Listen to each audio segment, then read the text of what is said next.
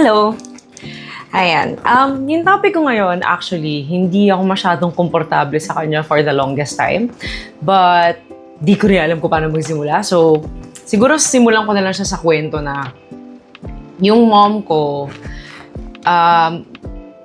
prepared siya kasi sa lahat. So, parang lahat kami magkakapatid insured.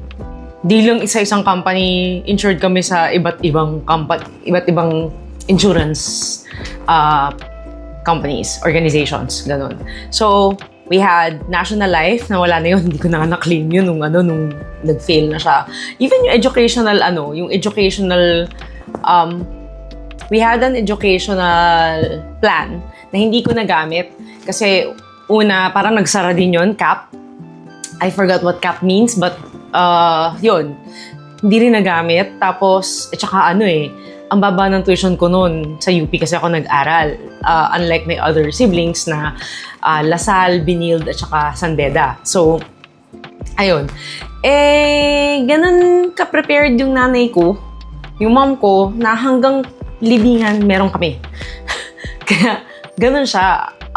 Unfortunately, even though she tried to teach us a lot about insurance, investments, ganyan, parang we were so sheltered na we weren't really that interested in learning kasi we were comfy living with our parents for the longest time.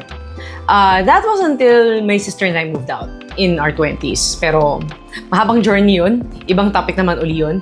I wanted to She actually turned those insurance plans to us when we were, siguro mga later age, I think mga mag-30 na ako noon. Tagal ko na palang may insurance na tina-top up lang niya palagi. So, ang laki na ng fund value niya. VUL yung kinuha niya. At that time, hindi ko naiintindihan kung ano yun. Even until recently, hindi ko siya naiintindihan. So, ang ginawa ko lang, syempre, since nasarahan na ako ng 2 life plans, nasara na ako noon, I didn't want this one to go the same way. So, inalagaan ko siya in a sense na, I was topping it up consistently. Pero not all the time. Kasi nga, since hindi ko siya naiintindihan, may times na, kuwari, nung pandemic, instead na top up ko yung amount na due, yung parang at that time, parang 44,000 yata annually. Something like that. Ang nalalagay ko lang sa kanya, yung minimum na pwede mong ilagay. Lalo na nung pandemic. Parang lang yun. Para lang just to keep the plan alive. So, ayun.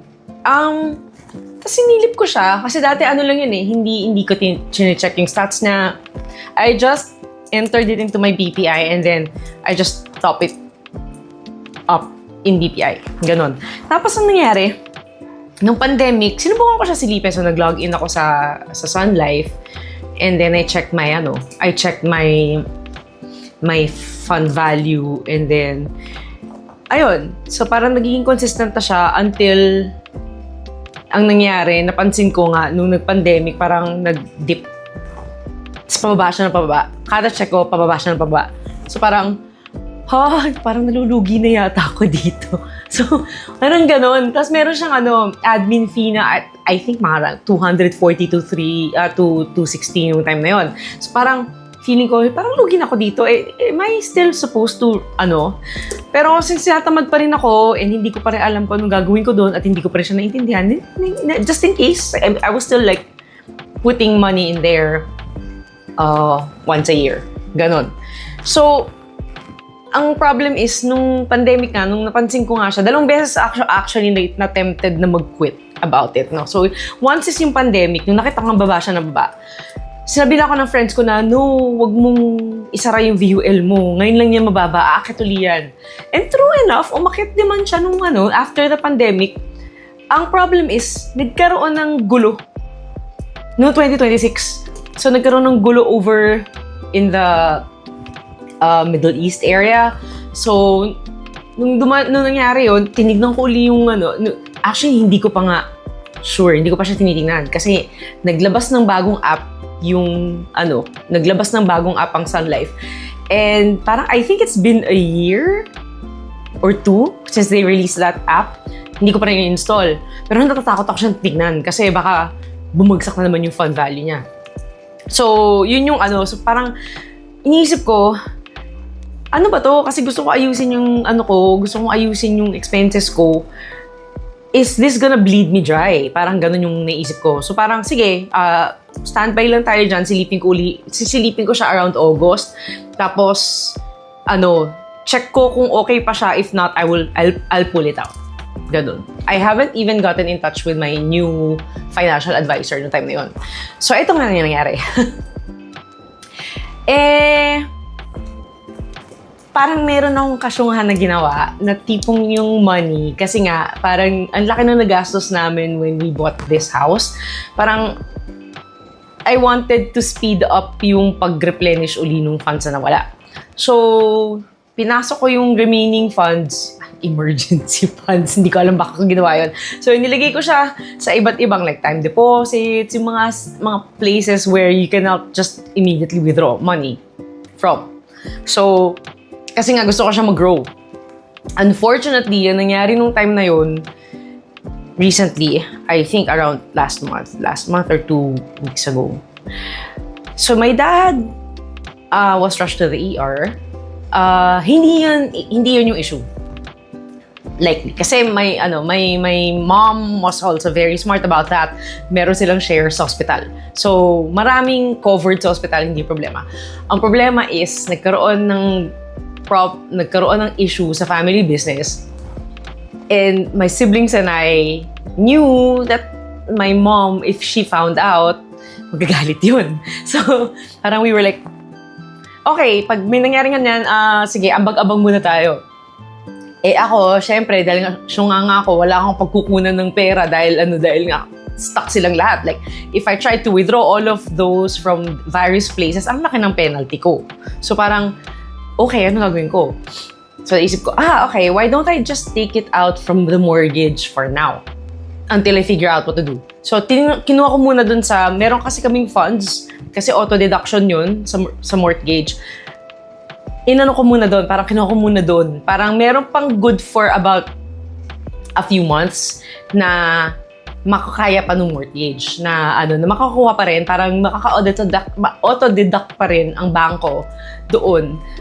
Pero, kinakabahan ako kasi what if hindi, alam mo yun, parang hindi namin na-recover yung nagastos na pera and then, mabot na doon sa buwan na tatamaan yun, yung mortgage na maubos. Okay? So parang, oh my gosh, sabi ko, wait lang.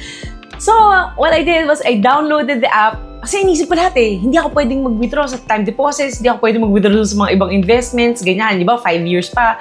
So, bigla ko naisip, when I was looking at my budget sheet, wait, meron akong Sun Life. So, nag-download ako ng app niyan. Download ko siya.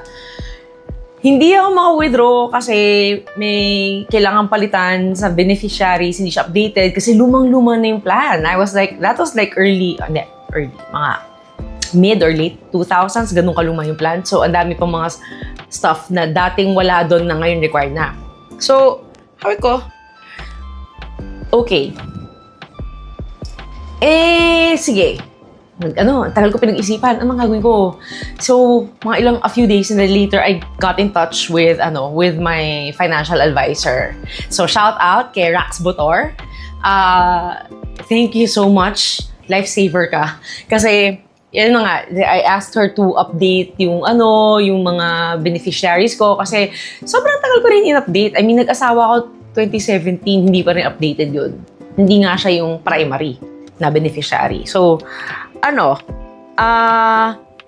napag-isip ako doon, sabi ko, ayusin natin yun lahat. Yun, so dami. May mga pina-update, and then naayos na yung beneficiaries, and then she was able to, nag-withdraw siya. Kasi inano ko sa kanya na, I need to withdraw this amount, so, pa-handle. So, anyway. So, yun. Na-set up yun. And then, we had a call. Nag-call kami kasi sabi ko, una, please explain to me, ano to? Kasi hindi ko siya naintindihan. Kasi mom ko kumuha nitong VUL na to. So, hindi ko siya naintindihan. So, nangyari, in-explain niya, in-explain niya na, okay, ang ano mo is Sun Life, naka-Sun Life kasi. Sun Life FlexiLink, ganyan. Tungkol saan yan? Ano yan? Tapos sabi ko, naiinis ako kasi I just saw, when I downloaded the app, I just saw na pababa siya ng pababa ng pababa. So, hindi siya nakakatuwa. Sabi ko, natatakot ako i-withdraw siya kasi ang dami niya administrative fees. Kasi luma na nga yung plan. So, may maintenance fees siya na parang 300 a month na siya ngayon. So, parang, anong gagawin natin? Sabi niya kasi mababa naman daw talaga yung yung global yung local. Kasi nasa local naka-invest yung money. Ako naman was thinking, VUL to. So I'm not looking at it as an investment. I'm looking at it as an insurance. So minor na yung investment, ang importante yung insurance. Kaso syempre, ayoko nakikita bumababa yung fund value. So yun, ang ginawa namin, we move things around. And then, makikita ko pala, hindi ko pa nasisilip ngayon kung kamusta yung performance na later. But ang importanteng part dun sa storya na to is that I was able to withdraw the money. Like, parang pinasa siya Friday, Monday the following week, okay na siya. Parang gano'n. Or Thursday yata, tapos Monday the following week, okay na siya. Kasi dapat 3 to 7 business days yata. Pero ang bilis na process siya. Tapos, andun. So, I was able to get the funds and then return the money to the mortgage. Kasi, ang nakakatakot I mean, even if I have several months in that mortgage, I don't want naman na baka maubos yun. Katakot, di ba? Kasi, kapos siya ng So, yun. Ang sa akin, ang takeaway ko from this is that yung liquidity, as in yung madali mo mawi-withdraw na pera, dapat meron ka niyan. So, kung kung maghihintay ka pa na mag-withdraw ka sa money market mo, sa UITFs mo, it might take like 3 days, ganyan. Swerte ko, hindi siya like emergency. But what if if my parents were not that capable of planning for their retirement, tas biglang may nagkasakit sa kanila, snap! Kasakit sila. How are we going to deal with that na hindi namin ma-withdraw agad yung pera? I have to wait 3 to 5 business days. Diba? So, dapat yon liquid ka. One, meron yan dapat sitting in your bank account. Hindi yan natutulog na pera. That is liquidity for you. May mga tao kasi sabi na pag nilalagay mo sa bangko lang, wala siyang time deposit, ganyan-ganyan, natutulog doon na pera. Hindi, guys. Kasi liquidity yon, importante yon. Pag may nangyari sa'yo, kailangan makuha mo yung pera na yun agad. Okay? And next is yung insurance. Napaka-importante niya. Kasi hindi natin alam kung may mangyayari ba sa atin, paano yung mga loved ones natin. In fact, I'm not as good as my mom in planning this na hanggang sa tawag dito, mga inheritance. Ayoko nga nakikipag-usap sa kanila about inheritance kasi nasistress ako. Pero darating yung point na kailangan pag-usapan yun, no? So, yun yung takeaway ko nun. And lastly, always consult experts. Hindi ka pwedeng basta-basta magdesisyon or although I do use Gemini to ask questions and set my schedules if I need appointments with banks, with Sun Life, or importante pa rin na you have a face-to-face or, face cam meeting with your financial advisor kasi expert siya. Alam niya kung paano gawin yan. So, yun ang takeaway ko. Yun na naman kwento ko. So, thankfully, hindi ko pinull out yung VUL ko. Otherwise, my gosh, saan ko kukunin yung pera na yun nang hindi ako napipenalize? Right? So, ayun lang. Yun lang naman share ko. Thank you for listening. Bye!